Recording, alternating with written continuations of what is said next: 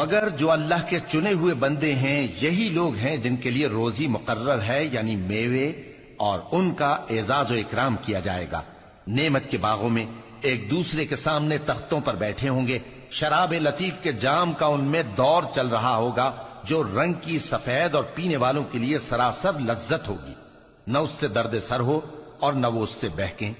اور ان کے پاس حوریں ہوں گی جو نگاہیں نیچی رکھتی ہوں گی اور آنکھیں بڑی بڑی، گویا وہ گرد و غبار سے محفوظ انڈے ہوں۔ پھر وہ ایک دوسرے کی طرف رخ کر کے سوال و جواب کریں گے۔ ایک کہنے والا ان میں سے کہے گا کہ میرا ایک ساتھی تھا جو کہتا تھا کہ بھلا تم بھی ایسی باتوں کی تصدیق کرنے والوں میں ہو؟ بھلا جب ہم مر گئے اور مٹی اور ہڈیاں ہو گئے تو کیا ہم کو بدلہ ملے گا؟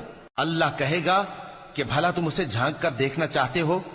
پھر وہ جھانکے گا تو اس کو بیچ دوزخ میں دیکھے گا، کہے گا کہ اللہ کی قسم تو مجھے بھی ہلاک کرنے لگا تھا، اور اگر میرے پروردگار کی مہربانی نہ ہوتی تو میں بھی ان میں ہوتا جو عذاب میں حاضر کیے گئے ہیں۔ تو کیا واقعی اب ہم مرنے والے نہیں؟ ہاں، جو پہلی بار مرنا تھا سو مر چکے، اور ہمیں عذاب بھی نہیں ہونے کا۔ بے شک یہی تو بڑی کامیابی ہے۔ ایسی ہی نعمتوں کے لیے عمل کرنے والوں کو عمل کرنے چاہیے۔ بھلا یہ مہمانی اچھی ہے یا تھوہر کا درخت؟ ہم نے اس کو ظالموں کے لیے بلا بنایا ہوا ہے۔ وہ ایک درخت ہے کہ جہنم کی تہ میں اگے گا، اس کے خوشے ایسے ہوں گے جیسے شیطانوں کے سر، سو وہ اسی میں سے کھائیں گے اور اسی سے پیٹ بھریں گے۔ پھر اس کھانے کے ساتھ ان کو کھولتا ہوا پانی ملا کر دیا جائے گا، پھر ان کو دوزخ کی طرف لوٹایا جائے گا۔ انہوں نے اپنے باپ دادا کو گمراہ ہی پایا تھا، سو وہ انہی کے پیچھے دوڑے چلے جاتے تھے، اور ان سے پیشتر بہت سے پہلے لوگ بھی گمراہ ہو گئے تھے، اور ہم نے ان میں خبردار کرنے والے بھیجے، سو دیکھ لو جن کو خبردار کیا گیا تھا ان کا انجام کیسا ہوا۔ ہاں، اللہ کے چنے ہوئے بندوں کا انجام بہت اچھا ہوتا ہے۔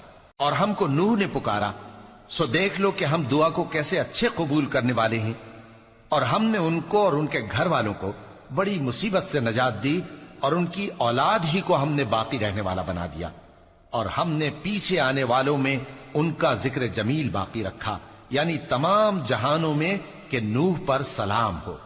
نیکوکاروں کو ہم ایسا ہی بدلہ دیا کرتے ہیں، بے شک وہ ہمارے مومن بندوں میں سے تھے۔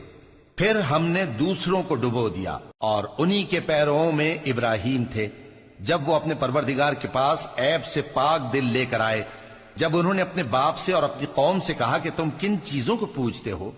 کیوں اپنی طرف سے گھڑ کر اللہ کے سوا اور معبودوں کے طالب ہو؟ بھلا پروردگار عالم کے بارے میں تمہارا کیا خیال ہے؟ تب انہوں نے ستاروں کی طرف ایک نظر کی، پھر کہا میری تو طبیعت ٹھیک نہیں ہے۔ تب وہ لوگ ان سے پیٹ پھیر کر چلے گئے۔ پھر ابراہیم ان کے معبودوں کی طرف متوجہ ہوئے اور کہنے لگے کہ تم کھاتے کیوں نہیں؟